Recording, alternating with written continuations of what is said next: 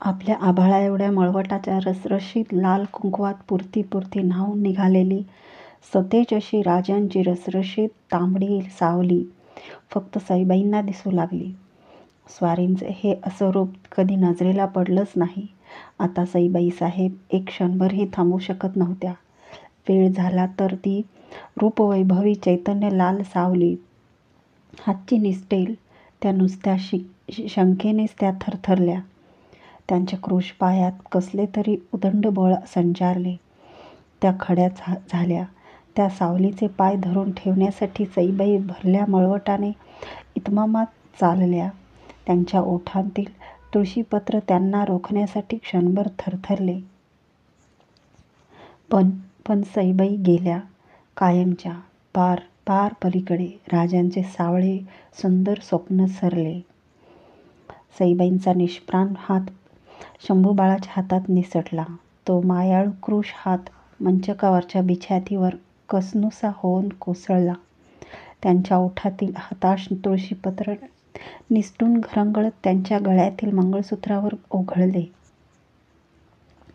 महालात एकच आक्रोश उठला. चिराखादाडांच्या काजळल्या ज्योती उरफुटी थरथरल्या. भिंतीचे घडीव दगड शहारले.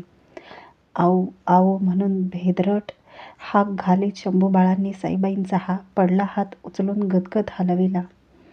सगळा राणीवसा मंचकावर ओळंबून आक्रोशतो आहे हे पाहून भांबवलेले शंभूबाळ थोरल्या आऊ म्हणत जिजाबाईंना एकदम बिलगले.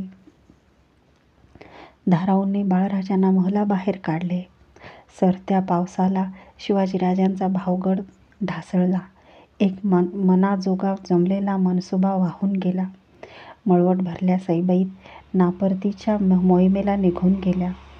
सईबाईंनी राजगडावर देह ठेवला ही खबर ऐकताच पापण्या मिटून जगदंब जगदंब म्हणत अपार वेदनेने राजांनी छातीवर हात ठेवला.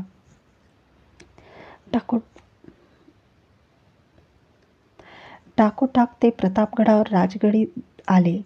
त्यांच्या थोरल्या राणीच्या पेटत्या चितेबरोबर त्यांच्या एका सावळ्या भावुक मनसुब्याची चिता जळत होती. सईबाईंच्या कैक रूपांच्या ज्वाला फरफरत होत्या. फर्जंद शिवाजीराव भोसले त्यांच्या दाहाने होरपळून निघत होते. तशा राजांच्या राणीवशात तर आणखी राणीसाहेब होत्या. पण साईबाई त्यांच्या मनाचा दिललगाव गुंतावा झाला होता. वीराला पहिल्याने कमरेला जडलेला तलवार आणि आपल्यासमोर बोहल्यावर चढलेली पहिली स्त्री विसरता येत नाही. शब्दांना संकोच आणि डोळ्यांना संवाद अशी राजांची आणि सईबाईंची खानदानी मर्मजोड होती. भक्कम ऐटदार गडाला फेर धरून वळणदार माची असावी तसा तो राजस नातेसंबंध होता. सईबाईंच्या जाण्याने राजगडावरचे देव नवरात्राच्या घटात बसण्याऐवजी सुतकात पडले. सालीना हसरा होणारा दसरा दुखरा झाला. बजाजी मामांनी मायेने जावळ उतरलेल्या शंभूबाळाच्या मस्तकाचे सईबाईंच्या साठी मुंडन झाले. त्यांची पोरवयाची चर्या त्यामुळे पोरकी दिसू लागली. ती पाहून गुलबलून आलेल्या जिजाऊंनी त्यांना निर्धाराच्या मायेने जवळ घेतले. आता जिजाऊंनीच त्यांची आऊ व्हायचे मनोमन ठरवून टाकले. भोसल्यांच्या तडा गेलेल्या साऱ्या तटबंदी सांधण्यासाठीच जिजाऊ त्या घराण्यात आल्या होत्या. मुंडन झालेल्या बाळ शंभूंना जवळ घेऊन राजे आपल्या महलात मंचकावर बसले होते. त्यांचा एक हात शंभूच्या पाठीवर आणि दुसरा हात छातीवरच्या माळेतील कवड्यांवर फिरत होता. त्यांच्या मनाला एक बाजूने सईबाईंच्या आठवणीने आणि दुसऱ्या बाजूने अफजलखानाच्या वाईतल्या तळाने वेढा टाकला होता. आबा, आऊ कुठे गेल्या? शंभूबाळांनी राजांना विचारले. त्या सवालाने राजे थरथरले. त्यांच्याजवळ काही जाब नव्हता. अत्यंत मायेने ते आपल्या बाळराजांचा खांदा थोपटू लागले. त्यांच्या मनात हरभट ज्योतिषबुवांचे बोल उसळी घेऊन उठले. पुराणातही रुद्र जसा आप्तगणाकडून फसला तसाच योग या कुंडलीत दिसतो. शंभूकडे बघताना राजांच्या मनाची घालमेल झाली. एक विचित्र विचार त्यांना चाटून गेला. उपजलात आणि धाराऊचे दूध तुमच्या वाट्यास आले, पण हयातीच्या पहिल्या चालीलाच तुम्ही आप्तगणाकडून असे फसले जाल याचा अंदाज काही ज्योतिषांनाही आला नसेल. राजे बाळशंभूचा खांदा नुसता थोपटीत होते आणि नुसते थोपटीतच राहिले. मराठी दौलतीच्या आवरावर अफजलखानाचे भय वाईत दबा धरून बसले होते. खानाने पांढऱ्यांना शिरवळात, खराट्यांना कऱ्हेच्या खोऱ्यात, जाधवांना सुपे परगण्यात, सिद्दी हिलालला पुणे प्रांतात आणि सैफ खानाला तळकोकणात पेरून राजांना जखडबंद करून टाकण्याचा कावेबाज डाव टाकला होता. ही तमाम कोंडी अंगावर घेऊन राजगडावरच ठाण ठेवणे हिसाबी नव्हते. त्यासाठी खानाच्या वाईच्या तळाशी बगल धरून दाटलेले जावळीचे कोबल खोरे राजांनी केव्हाच हेरून ठेवले होते.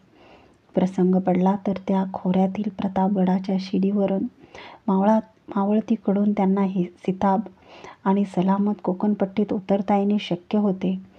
रानसावजाची धडक त्याच्यापासून दूरच्या फासल्यावर राहून कधीच हुकविता येत नाही. त्यासाठी त्याच्या अंगलटीला घासूनच हूल भरावी लागते. राजाने वाईजवळ प्रतापगडाकडेच कूच व्हायचा मनसुबा धरला. या बेतात आता पलट झाला असता तर तो केवळ माँसाहेबांच्यामुळे. नुकत्याच सूनबाई गेल्या असताना कुसव्याची एकुलती एक यादगीर असलेल्या राजांना निरोपाच्या दहीकवड्या जिजाबाई देतील काय?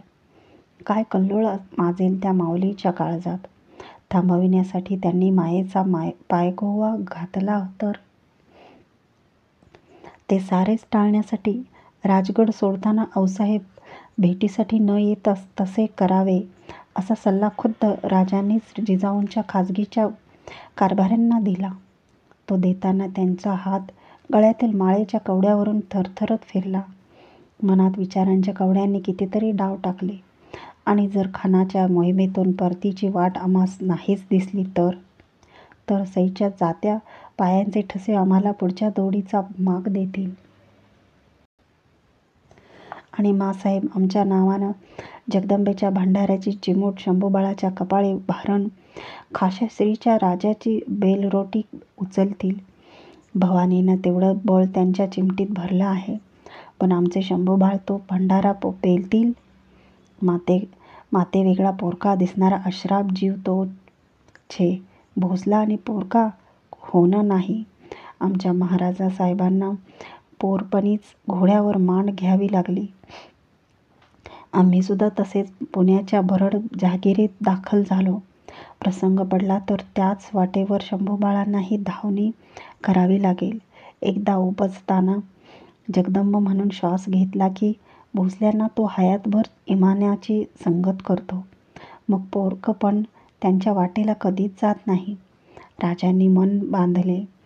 ज्या पंखाखाली मायेच्या उभाऱ्यात त्यांचा जीव पोसला तेच पंख कठोर मनाने दूर करणे भाग होते. त्याशिवाय निळ्या आभाळात भरारती झेप घेताच येत नाही. श्रींच्या राज्याचे स्वप्न रेखताना मायेच्या नात्याचे सत्य डोळ्याआड सारावेच लागते. राजांना खाजगीची नाती नसतात. नाती नसणे हेच त्यांचे दौलतीशी नाते असते. राजाने दौलतीचे नाते निवडले. राजगड सोडण्याचा दिवस उजाडला. राजांनी स्नान आटोपून शिवलिंग पूजा बांधली. आपला महाल सोडून ते सदर चौकाकडे चालू लागले. राणीवशाच्या महालात त्यांच्या जाण्याचा मोहरा धरून महिरपीआड उभ्या असलेल्या राण्या पटापट बाहेर येऊन त्यांची पायधूळ कपाळाला लावून संकोचून उभ्या राहिल्या. सईबाईच्या खाजगीचा महाल येताच राजांचे पाय त्यांच्यासमोर क्षणभर घोटाळले. एकवार त्यांनी त्या रित्या महालावर नजर लावली आणि भरल्या मनाने झपाझप ते सदर चौकात आले. नेताजी, येसाजी, संभाजी, कावजी, सिदोजी, थोपटे यांनी राजांना मुजरे घातले. सिदोजीराव शंभूबाळ कुठे आहेत बघा, राजांनी आज्ञा केली. जी म्हणत सदाजीराव सदरेवरून धाराऊच्या दालनाकडे निघून गेले. धाराऊ बाळराजांना घेऊन सिदोजीरावांच्या मागोमाग सदरेच्या उंबरठ्यापर्यंत आली.